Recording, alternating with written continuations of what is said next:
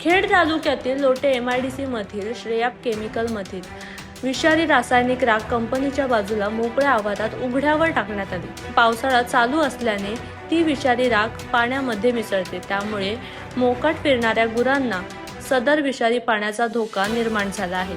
याच विभागात जलजीवन मिशनचे पिण्याच्या पाण्याचे काम सुद्धा चालू आहे।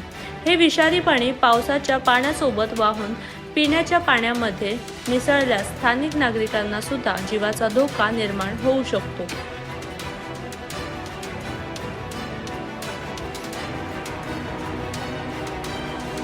मी खेड तालुक्यामध्ये लोटे MIDC मध्ये आहे आणि लोटे MIDC मध्ये श्रेयाप केमिकल अशी एक ही कंपनी आहे आणि या कंपनीमध्ये जी काय रासायनिक राख निघते, जी धोकादायक आहे अशी ही राख ह्याच कंपनीची जी वॉल आहे, कंपाऊंड आहे, या कंपाऊंडच्या बाजूला भर म्हणून ओपन प्लॉटवरती ही पूर्ण राख टाकलेली आहे। आता ही जर राख जर बघितली तर ह्या राखेमध्ये आता पावसाळा चालू आहे आणि या पावसाळ्यामधून हे राखेचं पाणी पूर्ण जो काय इथं ओपन प्लॉट आहे त्याच्यावरती हे पाणी विषारी पाणी पसरलं जातं।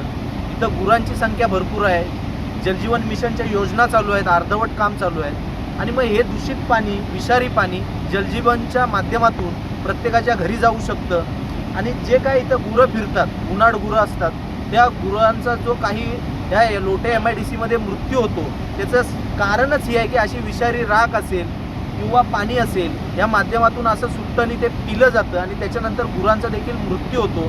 त्याला सर्वस्वी जबाबदार ह्या अशा कंपनी आहेत। ही श्रेयाप कंपनी आहे। या श्रेयाप कंपनीत खुलेआम ओपन प्लॉटवरती ही अशी रासायनिक जी राख आहे ती टाकली जाते आणि रस्त्याच्या लगत ही कंपनी आहे। त्याच्यामुळं बिनधास्तपणे महाराष्ट्र प्रदूषण नियंत्रण मंडळाचं काहीच लक्ष नाही।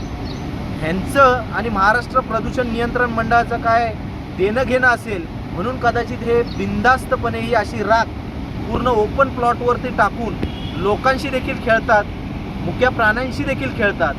माझी अशी मागणी आहे की हे प्रशासनाचे जे कोण अधिकारी आहेत महाराष्ट्र प्रदूषण नियंत्रण मंडळावरती जवळपास 3 तास झाले आम्ही देखील त्यांना महाराष्ट्र प्रदूषण नियंत्रण मंडळाच्या अधिकाऱ्यांना बोलवतोय, परंतु अद्याप कोणी इथं आलेलं नाही। कारण की यांचं आणि इंडस्ट्रीवाल्यांचं काही साठलोट आहे का अशी शंका आहे आणि मेन म्हणजे ह्या अधिकाऱ्यांचीच चौकशी झाली पाहिजे। ह्यांच्यामुळं मुकी प्राणी मृत्यू होतातच, परंतु जे काही जलजीवनच्या माध्यमातून दूषित पाणी जातं, रोगराई निर्माण होते, ह्याला देखील सर्वस्वी जबाबदार महाराष्ट्र प्रदूषण नियंत्रण मंडळाचे अधिकारी आहेत असं मला वाटतं।